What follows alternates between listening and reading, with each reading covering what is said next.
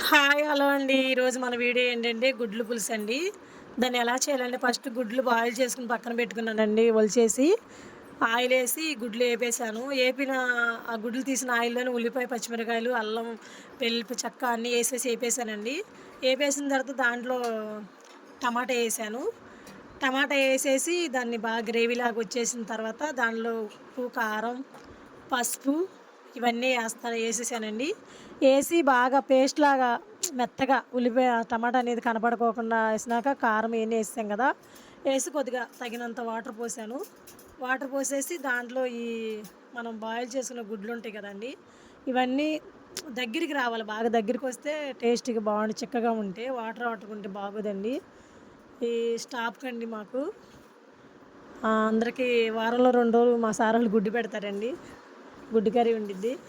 బంగాళదుంపలు కూడా ఏస్తా. మన ఛానల్ సపోర్ట్ చేయండి. సబ్స్క్రైబ్ చేసుకొని లైక్ చేయండి.